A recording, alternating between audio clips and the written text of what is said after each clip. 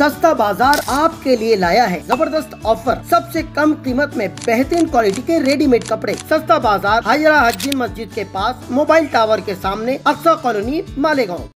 मानव समाचार, मानवता के हक में।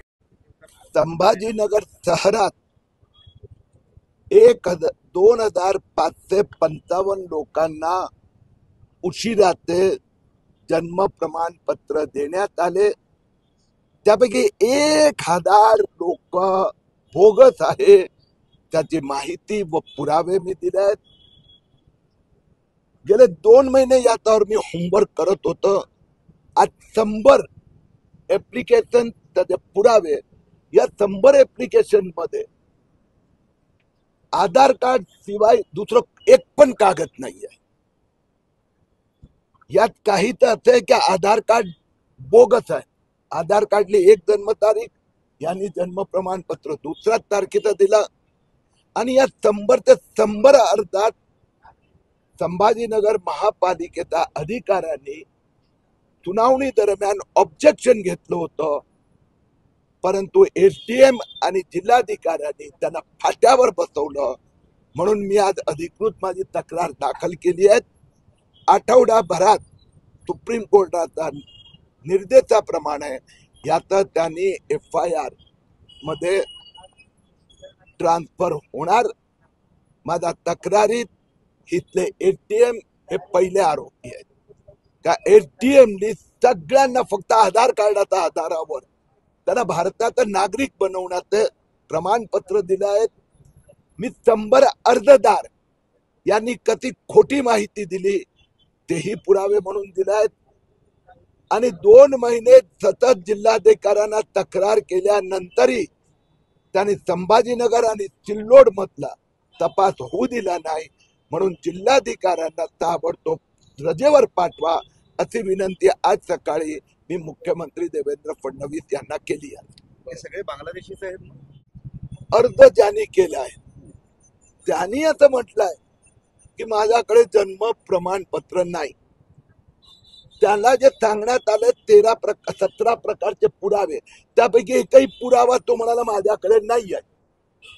मग जर तुझ्याकडे नाही, तुझ्या आईकडे नाही, वडिलांकडे नाही, बहिणीकडे नाही, भावाकडे नाही, कोणी 40 वर्षाचा, कोणी, कारण की हे आलेले अर्ज 97% मुस्लिम बांगलादेशी उच्चारातले आणि त्या 97% पैकी 1% अर्ज त्याला आपण मायनर म्हणतो, अल्पसंख्याक नाही, अल्पसंख्याक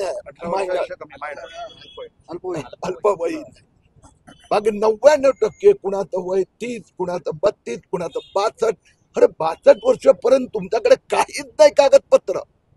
मग आमचं म्हणणं एवढंच आहे, म्हणजे तू भारतातला एकही प्रमाणपत्र नाही आहे, मग तू आहे कुठला? बांगलादेशचा आहे, पाकिस्तानचा आहे, तालिबानी आहे, अफगाणी आहे की घुसखोर आहे, याचा तपास पोलिसांनी करायचा। तुम्ही काही ठिकाणी जे तक्रारी दाखल केल्या त्यानंतर पोलिसांनी तपास सुरू केला आणि तुम्ही जसं म्हणतात की काही ठिकाणी असं समोर आलंय की बोगस आधार कार्ड बनवले आणि बोगस कागदपत्र। पण जेव्हा आधार कार्डला पोलीस विनंती करतात की त्यांनी कोणते कागदपत्र केले, तर आधार कार्ड पोलिसांना माहिती देत नाही सुरक्षेचं कारण। आता 2 गोष्टी झाल्या। या अनुभवाच्या आधारावर मी केंद्रात पण जाऊन आलो, परत मंगळवारी मी जात आहे।